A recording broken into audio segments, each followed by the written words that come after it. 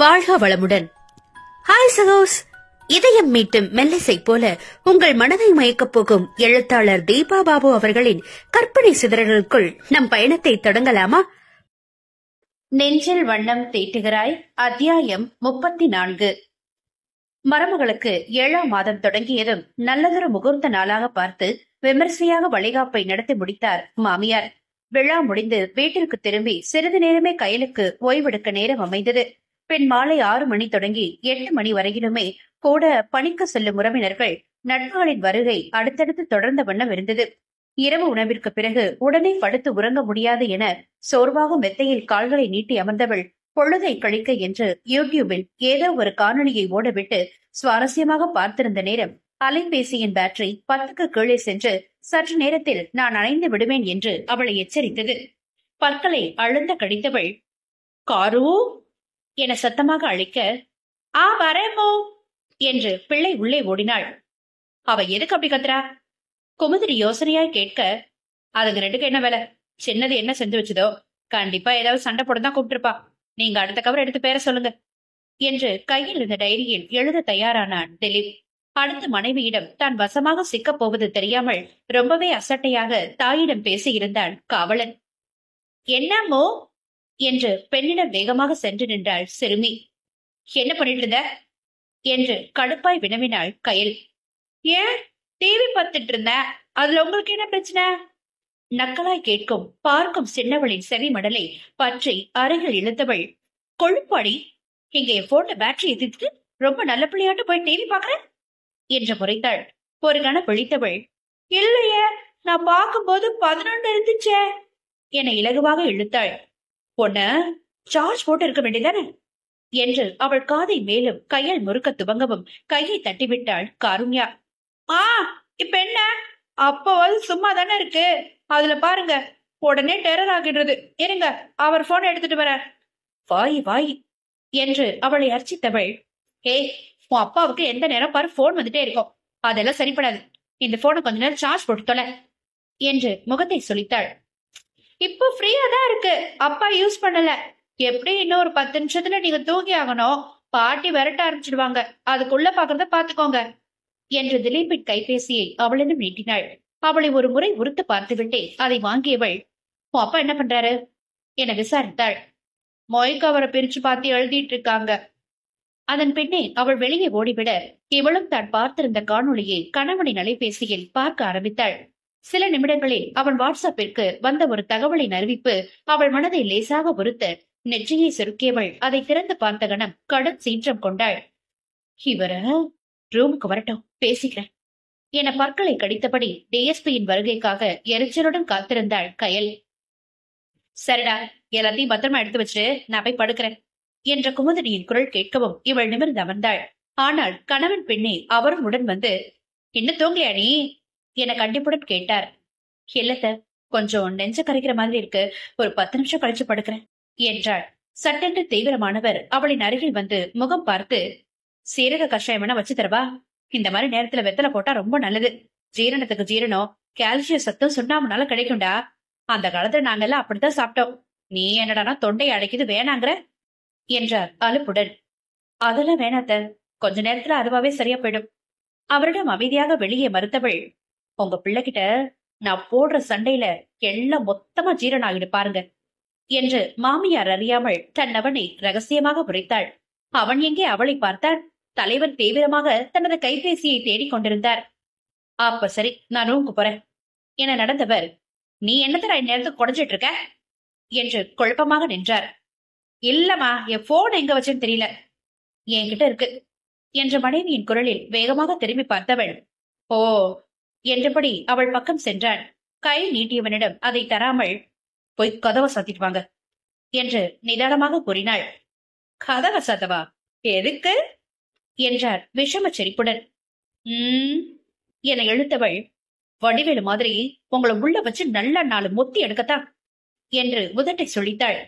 பாருடா, என்னன்னு அவ்வளவு ஈஸியா நினைச்சியா நீ என்று கேலி பேசியபடி கதவை சாற்றி வந்த திலீப் அவள் அருகில் அமர்ந்தபடி, okay, let's start the music என்றதுதான் தாமதம்.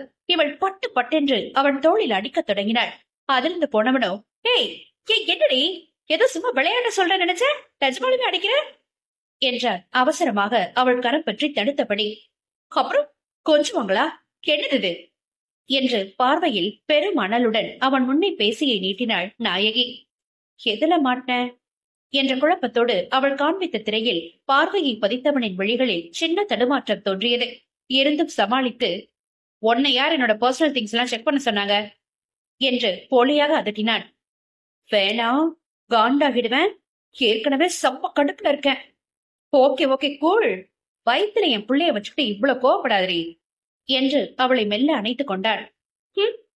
என முகத்தை சொலித்தவள், அப்போ எனக்கு தெரியாம இப்ப வர அவங்க கூட கான்ட்ராக்ட்ல தான் இருக்கீங்க இல்ல என்றாள் அதிருப்தியுடன். சும்மா டென்ஷன் ஆகாத வழி, அத்தை நம்ம கல்யாணத்துல இருந்தே அப்பப்போ அம்மா கிட்ட பேசிட்டு தான் இருக்காங்க. முதல்ல ரொம்பவே தயங்கி தயங்கி பேசினாங்க போல இருக்கு. அப்புறம் அம்மா என்கிட்ட எல்லாம் நீங்க தயங்க தேவையில்ல, சும்மா ஃப்ரீயா பேசுங்கன்னு சொன்னதும் இப்ப வாரம் ஒரு முறை உன்னை விசாரிச்சு போன் பண்றாங்களாம்.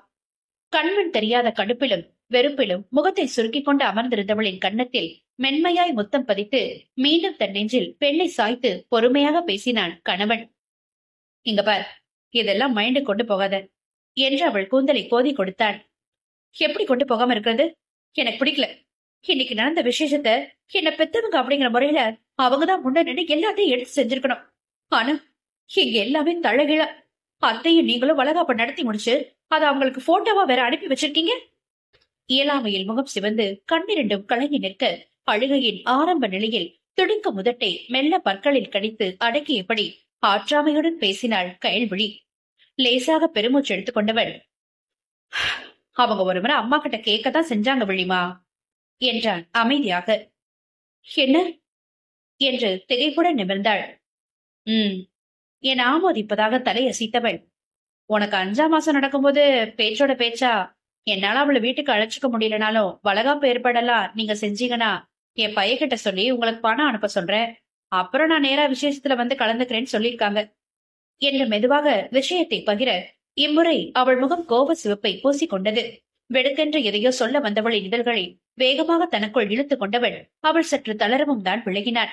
மனைவியின் முறப்பை ஒரு அசட்டு சிரிப்பில் சமாளித்தவன், என்ன முழுசா பேச விடு. அவங்க அப்படி சொன்னது அம்மாவுக்கே சுத்தமா பிடிக்கல.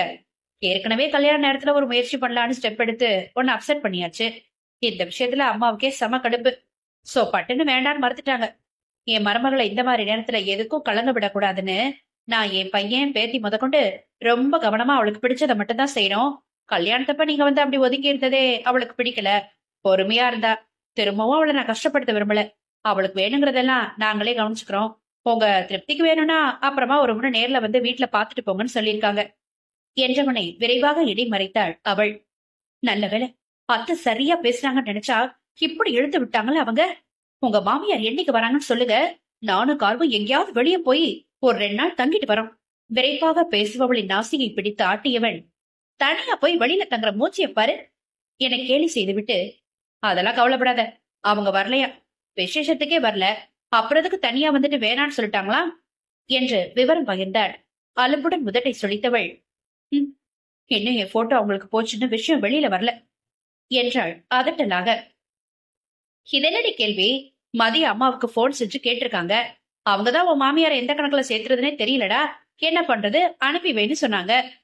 எரிச்சலுடன் பேசுபவனை கண்களை இடுக்கி பார்த்தவள், சார் அவங்களோட போன் நம்பர் எல்லாம் சேவ் பண்ணி வச்சிருக்கீங்களோ, அது மட்டும்தானா இல்ல உங்க மச்சானோட இருக்கா என்று நக்கலாக விசாரித்தாள்.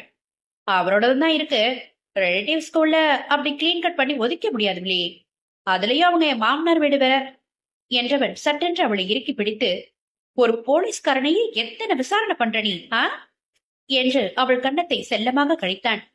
போலீஸ்காரனே ஆனாலும் பொண்டாட்டிக்கு தெரியாம திருட்டுத்தனம் பண்ணா பதில் சொல்லித்தான் ஆகணும். இந்த அலட்டுகள் ஒண்ணு குறைச்சல்லடி, இதுக்கு மேலேயாவது அமைதியா படு என்று அவளை படுக்க வைத்து தானும் அருகில் சரிந்தாள்.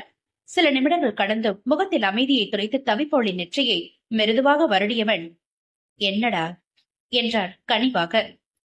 நான் அவ்வளவு மோசமானவளாங்க, பெத்து பொண்ணுன்னு கூட பார்க்காம மொத்தமா ஒதுக்கி வச்சுட்டு என்றவள் தன்னை மீறி வெளிவந்த வெளிநீரை வேகமாக துரைத்து விட்டு, அவங்களுக்காகல நான் அழக்கூடாது என்றாள் உடனே வீம்பாக. மெலிதாக சிரித்தவன், தட்ஸ் தி ஸ்பிரிட், இததான் என் வெளி பாப்பா கிட்ட எனக்கு ரொம்ப பிடிக்கும். என்று அவள் நாடியை பிடித்து கொஞ்சினான். மனம் தெளிந்தவளும் அவனை ஆசையாக நெருங்கி இறுக கட்டிக்கொண்டு, ஐ லவ் யூ. என் அப்பாவோட இழப்புக்கு அப்புறம் கடனேன்னு உயிர் வாழ்ந்த வாழ்க்கைய காரு வந்து அழகிய ஓவியமா மாத்தி என்னோட உணர்வுகள் எல்லாம் மீட்டெடுத்தா. அடுத்து நீங்க எனக்கு என்ன பெரிய கிஃப்டா கிடைச்சு உங்களோட காதல் அழகி நெஞ்சில பல வண்ணங்களை தீட்டுறீங்க என்று அவன் மார்போடு புதைத்தபடி முனகினாள். அப்பாடி, ஒரு வழியா மேடத்தை சிரமப்பட்டு டெரர் மூட்ல இருந்து லவ் மூடுக்கு கொண்டு வந்துட்டேன். நிம்மதி பெருமூச்சு விடுபவனை சிரித்தபடி பார்த்திருந்தவளோ, என் போட்டோவை வாங்கி என்னங்க பண்ணுவாங்க அவங்க என்றாள் அடுத்து தீவிரமாக. அதை விட்டு தள்ளடி. சலித்துக் கொள்பவனை பரிதாபமாக பார்த்தவள், இல்ல அப்பாவுக்கு அப்புறம் என்னதான் அவங்களுக்கு பிடிக்காம போயிடுச்சு தானே, அப்புறதுக்கு இப்படி எதையாவது செய்யறாங்க என்று தவிப்புடன் கேட்டாள். மனைவி மீது ஒரு பக்கம் சரி கண்டிப்பு கிளம்பினாலும் இது மாதிரி சின்ன சின்ன விஷயங்களில் பொறுமையை துளைத்து சக குடும்ப அங்கத்தினர் காட்டிடும் கோபத்திலும் அலட்சியத்திலும் தான் உலகில் ஆங்காங்கே பல பேர் சிறிய அளவு மன அழுத்தத்திலிருந்து பெரிய அளவு மனசிதைவு நோய் வரை பாதிக்கப்படுகிறார்கள் என்கிற பொது அறிவு விழித்துக் கொள்ளவும் பொறுமையாக அவளுக்கு பதில் அளித்தான் அவன். சி, நீ சொன்ன அதுதான். ஏதோ ஒரு நூலில உன் அப்பாவோட இழப்புக்கு நீதான் காரணம்னு அந்த நேரத்துல துக்கத்துல உன்னை ஒதுக்கிக்கிட்ட அவங்களுக்கு பாசம்தான் தொலைஞ்சு போச்சே தவிர உள்ள இருக்க மனசாட்சி அவங்கள நிம்மதியா தூங்க விடல. அதனாலதான் விட்டங்குற தொட்ட குறையா நாங்க நேர்ல போய் பேசவும் அதையே வாய்ப்பா பிடிச்சுக்கிட்டு உன்னை நெருங்கி வரலனாலும் உன்னோட நலத்தை தெரிஞ்சுக்கிறதுல தீவிரமா இருக்காங்க. என்னவோ போங்க. சின்ன வயசுல கூட அப்பா அளவுக்கு அவங்களுக்கு என் மேல பாசமே இருந்தது இல்ல. அது அப்படி இல்லடா கண்ணு, பாசம் இருந்திருக்கும். உன்னோட பொறுமை சேட்டையும் அதை வெளியில காட்ட விட்டு இருக்காது. இதுல உங்க அப்பா பண்ண ஒரு பெரிய தப்பு, அவரே உன்னை ஓவரா தாங்கினதுல அவங்க தன்னால அப்பவே கொஞ்சம் ஒதுங்கிதான் இருந்திருப்பாங்க. ஆமா, அதுவும் தான். என்ன வச்சு அவங்க ரெண்டு பேருக்கும் அப்பப்போ சண்டெல்லாம் கூட வந்திருக்கு. அவ்வளவுதான், விடு. நம்மளால ஒருத்தர் நிம்மதி எழுந்து தவிக்க வேணாமே. ஒவ்வொருத்தர் ஒவ்வொரு நேச்சர். இப்படித்தான் ஒருத்தவங்கன்னு யாரையும் எதுலையும் ஒரு வரமுறையில நம்ம அடக்கி வச்சிட முடியாது. ஒருத்தரோட குணநலன்கள் இயற்கையா அமைறது ஒரு வகைன்னா சுத்தி உள்ளவங்களால சூழ்நிலைகளால மாத்தப்படுறது ஒரு வகை என பெருமூச்சு எரிந்தவளின் முகத்தோடு முகம் சேர்த்தபடி, பேபி, உன் மாமனை இதுக்கு மேலையாச்சும் கொஞ்சமா பாவம் பார்த்து விட்டுட. அதோட என் பிள்ளையும் பாவம். நீ தூங்கினாதான் அதுவும் அமைதியா தூங்கும் என்று குழைந்தாள். மாமன் என தனக்குள் ரசனையாக முனகி சிரித்து விட்டு, உங்க பிள்ளை எல்லாம் நான் தூங்குன பின்னாடிதான் தன்னோட ஃபுட்பால் விளையாட்ட ஆரம்பிக்கும். அது எங்க இப்ப தூங்க போகுது? ஆனா எனக்கு தூக்கம் வருது என்ற கொட்டாவி விட்டவள் அவன் தோளில் சோர்வாக முகம் புதைத்து இமைகளை பூட்டி கொண்டாள்.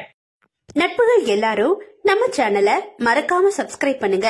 கதையை கேளுங்க, லைக் பண்ணுங்க, கமெண்ட் பண்ணுங்க, பிடிச்சவங்க ஷேர் பண்ணுங்க. நன்றி.